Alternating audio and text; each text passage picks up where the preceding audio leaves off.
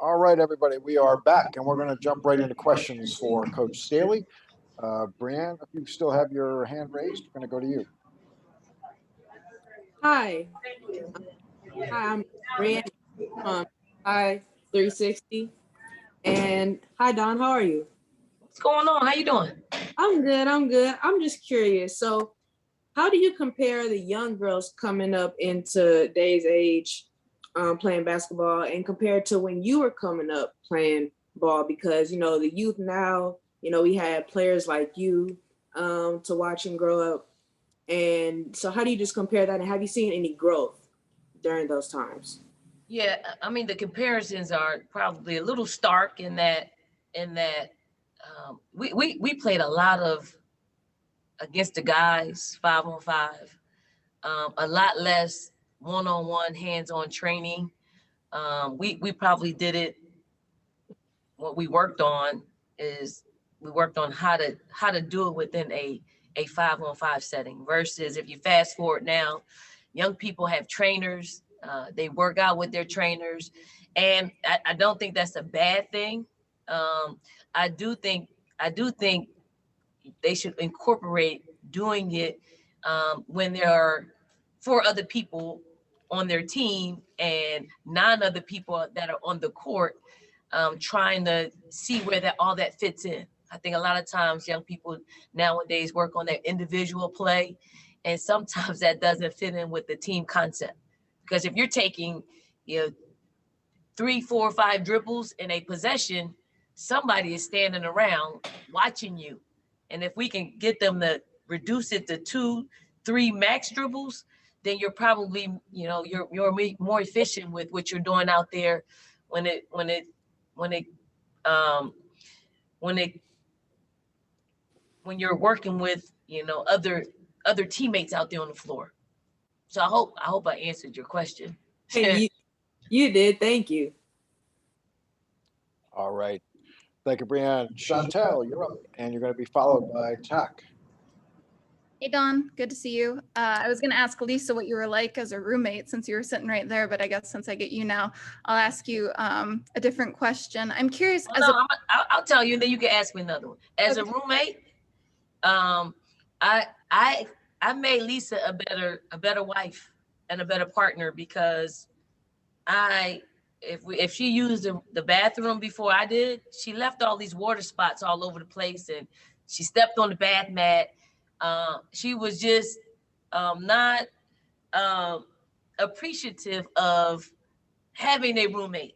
So we switched it. I used to go take a shower first, and I taught her how you should leave the shower if you have a roommate, the same way it was when you walked in it. So she's a much better wife to Michael because of the years that we spent together with USA Basketball and being more tidy. Congrats on that accomplishment, Dawn. I'm curious for you as a player in the Olympics, in terms of the mental preparation that goes into it and sort of if there's a stress level, does it get less stressful the more Olympics that you play in as a player because it's like you've been there, you've done this, or is it something that gets more stressful because you sort of understand the gravity even more and you realize that there's probably less time in front of you than behind you as a player? Yeah, I mean, as a player, your first time around, you're super nervous. You're unsure of what to do, where to go, and obviously you create a habit, but it's your first time, and if it's a lifelong dream like it was for me in 1996, you want to take it all in, but you also don't want to shortchange the process of singularly focused on winning a gold medal. Now, when you go 2 and 3 and 4 and 5 times, it gets, I wouldn't say easier. You've trimmed the fat off of what takes up your energy, what takes up that mental space in your head, and you know how to navigate through it without all the extras. All the extras are in your head. Like I didn't spend as much time thinking about preparation or what I needed to do. I already knew what I needed to do. It was more so getting the younger players ready for what they'll face, and also just getting them ready for when you hang up your shoes, that they have enough of that mental space to navigate while preparing and getting themselves ready to play in the most one of the most important events in their careers. It was for me. Thanks. All right. Thank you, Chantel. Tak, you're up. You're going to be followed by Michelle Vopel. Tak, go ahead.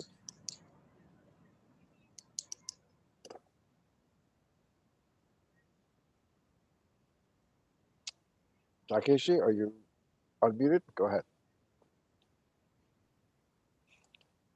Hello, Coach. My name is Takeshi Shibata from Tokyo, Japan.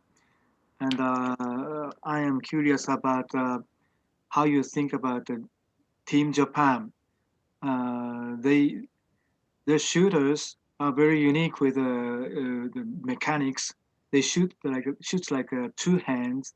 So what is your impression on their shooting mechanics? I really don't care about shooting mechanics if the ball goes in. Obviously, Reggie Miller used to shoot two-handed as well, to a certain extent, and the ball went in. I think for us, you think less about mechanics and more about whether or not you're efficient doing it. The Japanese Olympic team and their shooters are efficient.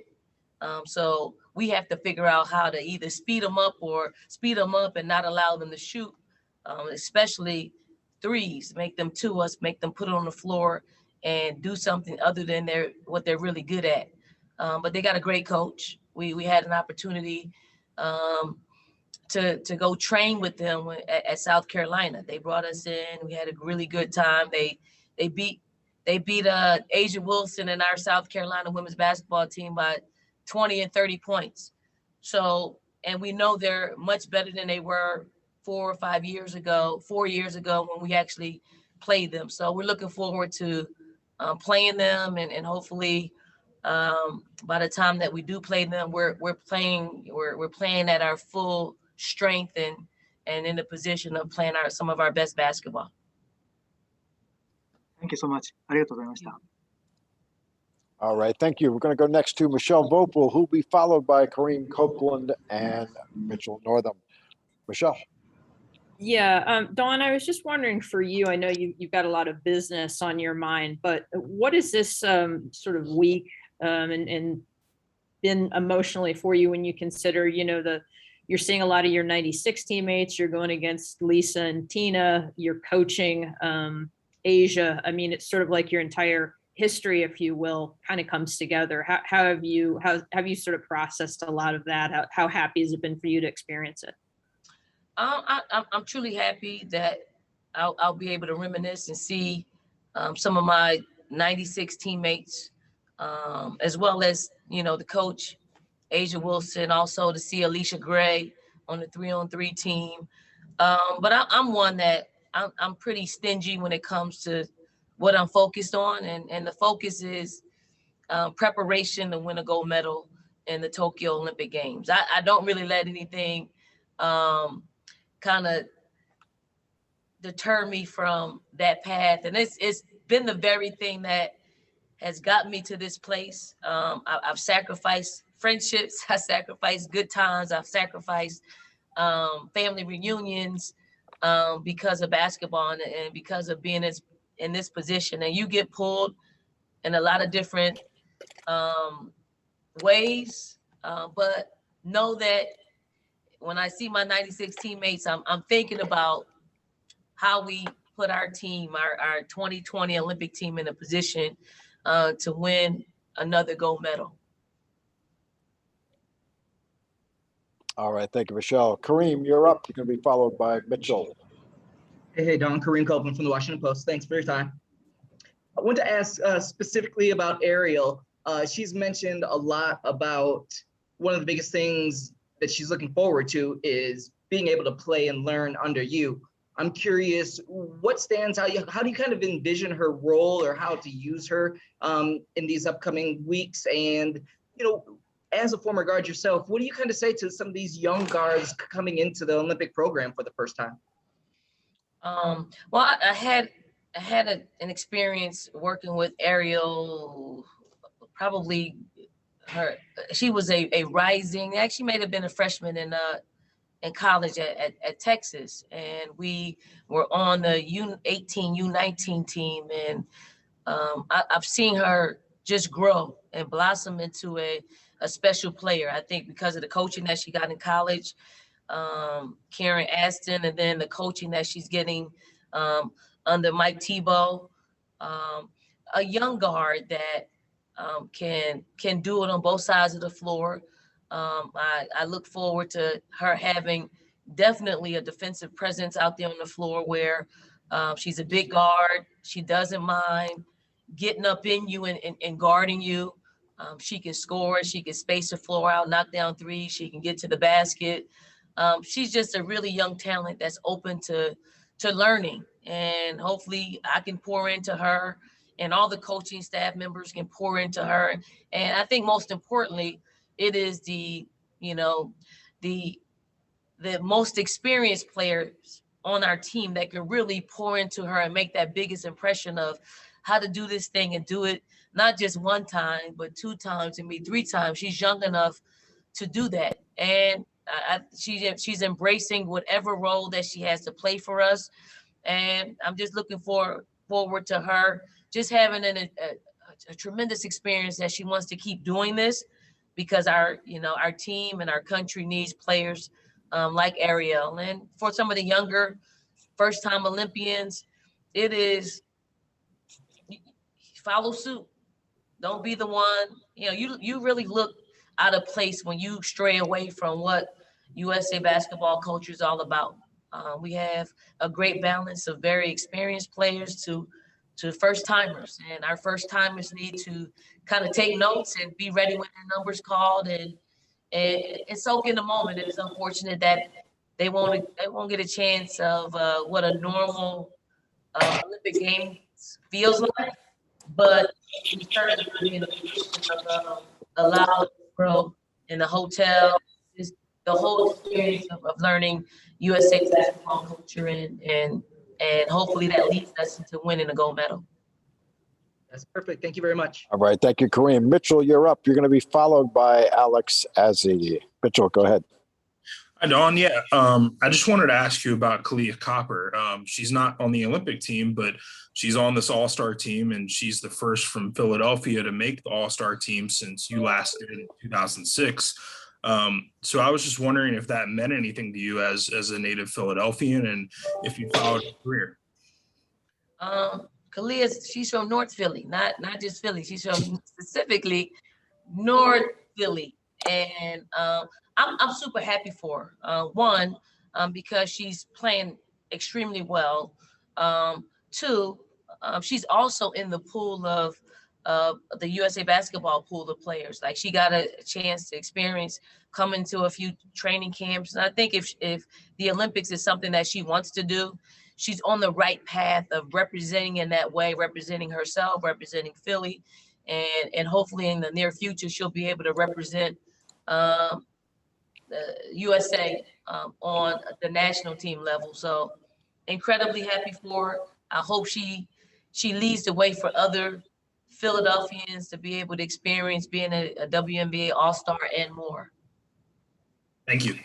All right. Thank you. We've got about 3 more minutes with Dawn, so we're going to pick up the pace, go rapid fire. We're going to start with Alex Azzi and then Alec Sturm. Alex, then Alec. Hey, Dawn, Alex Azzi with NBC Sports. Was curious if you could take a little trip down memory road, and looking back when you competed in Atlanta, how much was the topic of the U.S. winning bronze in 1992 something that was talked about or drove the team? And also, did you watch or were you aware of that 1992 loss? I was aware of everything 1992. That was actually the first time that I tried out for an Olympic team and got cut. So I was really tuned in to see how that team did, because I wanted to be an Olympian. And then if you fast forward 3 years from that trials, we had a tough trials. It was a week long, and then we prepped for a year prior to the 96 Olympic Games. And during that training, which was a year long, we never really talked about the bronze. We only worked. So it was not stated, but it was stated in the work that was taking place over that year. And it was hard, mentally, physically, spiritually. It was hard. And that was because of the 92 team getting a bronze medal. It just wasn't said. It was actually, we put into action what we didn't want to take place in 96. So pretty cool experience. We're 25 years from that point, and USA Basketball has not looked back since. All right, we're going to switch from Alex to Alec. Alec S., you're up. Hi, Dawn. It's nice to meet you. This year's Olympics are a controversial one considering the COVID situation in Japan currently. Do you share any of those same concerns about the pandemic? And are there any extra steps that Team USA is taking to prepare themselves while you're in Tokyo? Obviously, you do have a sense of concern because of you hear this news, you see the news stories, you hear it, on every news station about what's taking place. I do think the decision of not allowing fans in is a step in the right direction, but I don't think USA Basketball and all the decision makers would not put us in a position if they thought we were in threat, we were in harm's way of actually going to Tokyo. There are extreme measures that we're taking here in Vegas, and I'm sure they get stricter the closer we get to going to Tokyo and then while in Tokyo. So I think we can take a breath and hope that and pray that nobody is impacted by COVID nobody, I'm not saying just USA, anybody that is going to make the trip to Tokyo is impacted negatively by COVID. So we're going to all take the precautions that are needed to stay safe and out of harm's way. Appreciate the answer. Thank you. All right, thanks everybody. Dawn, we're going to wrap it up for you, and we're going to have our first USAB players coming in a moment. Dawn, thank you. To our media folks, stay with us just a moment.